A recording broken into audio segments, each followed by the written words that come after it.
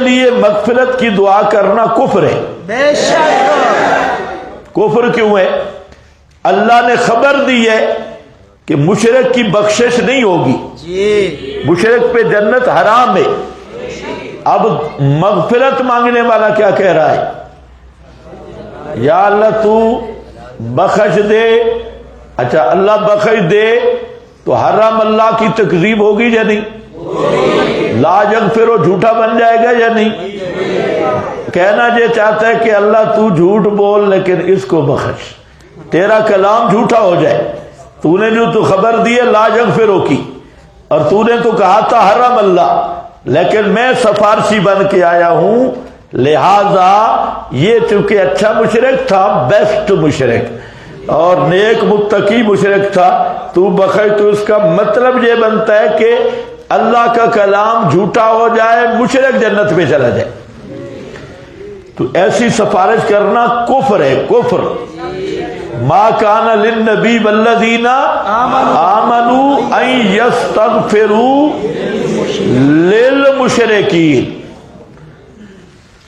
ماں کا نبی کر ہی نہیں سکتا، نبی معصوم ہے، نبی کر ہی نہیں سکتا، نبی کی شان ہی نہیں کہ مشرک کے لیے مغفرت کی دعا، اور نہ مومن کی شان ہے. نبی نبی نہیں رہے گا، مومن مومن نہیں رہے گا. یہ ایمان، نبوت اور ایمان کی شان ہی نہیں کہ مشرک کے لیے. وجہ یہی ہے. اور جو حضرات کہتے ہیں کہ اللہ کا کلام جھوٹا ہو چکا ہے، وقوع قسم کے قائل ہیں، یہ للڑ برادری.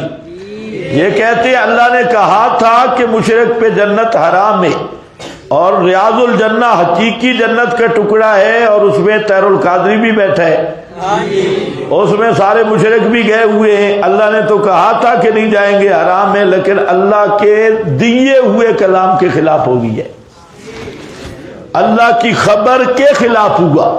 تو جو یہ کہتا ہے کہ یہ وہی حقیقی جنت ہے، تو اس کا مطلب یہ ہوا کہ یہ اللہ کے کلام میں وقوع کذب کا قائل ہو کر اصلی کافر ہے. جو اللہ کو بالفعل جھوٹا کہہ رہا ہے کہ اللہ نے فرمایا جس نے شرک کیا اس پہ میں نے جنت حرام کر دی. یہ کہتا ہے یہ وہی جنت، وہاں سے ادھر آ گئی. حقیقی جنت ہے ریاض الجنہ، اور اس میں مشرک بھی بیٹھ سکتا ہے، رافضی بھی بیٹھ سکتا ہے، اور اس میں دنیا جہان کا جو پلیت ہو وہ وہاں پر بیٹھ کے ڈیرے لگا سکتا ہے ریاض الجنہ میں. تو پھر اللہ نے جو جنت حرام کی تھی، دوسری جنت میں مشرک بیٹھا ہو تو اللہ کا کلام سچا رہے گا، جھوٹ بن جائے گا. تو جو اللہ کو جھوٹا کہے یہ فروعی مسئلہ ہے. بڑے بڑے ملا شیطان یہ بیان کرتے، حالانکہ محدثین نے اس حدیث کے کئی معنی بیان کیے، اور کسی نے بھی نہیں کہا کہ یہ وہی جنت ہے، نہ اس جنت کے اوصاف پہ. لیکن انہوں نے کام فٹ کیا ہوا ہے کہ ہے جی جنت، جنت میں زندہ ہوتی ہیں، لہذا آپ دنیاوی حیات کے ساتھ زندہ ہیں. ان سے آپ پوچھیں جنت میں موت آتی ہے؟ تو آپ کا روزہ وہاں ہے جہاں آپ کو موت آئی ہے. جنت میں بوڑھے ہوتے ہیں؟ گرمی سردی، وہاں تو سعودی کے اے سی لگے ہوئے ہیں ریاض الجنہ میں.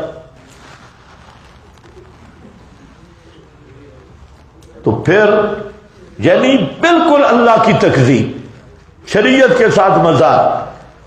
تو انہوں نے سمجھے ہی کوئی نہیں. اچھا بڑے بڑے شیخ الحدیث نامراد یہ بیان کرتی اور دلیلیں دیتی. ایک سے ہماری گفتگو ہوئی تھی، وہ کہتے ڈبل دورہ حدیث کیا ہوا ہے، ڈبل نصرت العلوم سے. خیر وہ تو واقعہ لمبا ہے.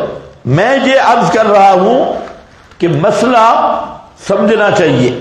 ما بین بیتی و ممبری روضۃ من ریاض الجنہ، یہ حدیث کبھی بھی پوری نہیں پڑھیں گے، اتنی سناتے ہیں. آگے بھی ہے وہ ممبری علی حوضی، ممبری علی حوضی والا جملہ پڑھیں تو سارا مسئلہ حل ہو جائے گا.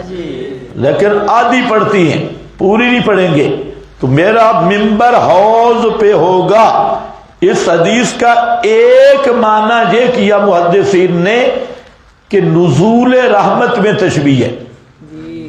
یہ تشبیہ ہے نزول رحمت میں. جس طرح جنت میں رحمت کا نزول ہوتا ہے، یہ جو حصہ ہے یہ مرکز ہے توحید و سنت کا. محبت وہی ہے، محبت دعوت ہے. اس ٹکڑا پہ بھی اللہ کی رحمت کا یوں نزول ہوتا ہے. دوسرا معنی کیا کہ یہ منبری اور یہ روضۃ من ریاض الجنہ لأن العبادت فیہا تؤدی الی الجنہ. اس میں عبادت کرنا یہ فضیلت والی جگہ ہے ریاض الجنہ، اور اس کی عبادت سبب ہے جنت کا. تیسرا معنی کیا کہ قیامت کے دن صرف وہ نہیں، ایک اور حدیث بھی ہے، اذا مررتم بریاض الجنت فارتعوا بنا قیل ما ریاض الجنہ قال المساجد. ہر مسجد جنت کا باغ ہے، یہ بھی جنت ہے. آپ بھی جنت میں ہیں، اس لیے اندر رہو، باورچی خانے کی طرف جانے کی ضرورت نہیں. ہر مسجد جنت ہے.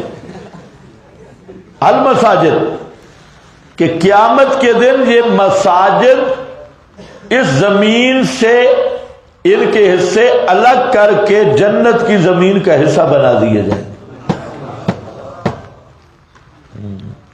لیکن شرط مباحدوں کی مسجد، وہ مسجد بھی جنت کا ٹکڑا بن جائے گی. تو ایک معنی یہ بھی ہے، اس لیے کہا گیا ما بین بیتی، اور اس حصہ کو خصوصی شرف حاصل ہوگا.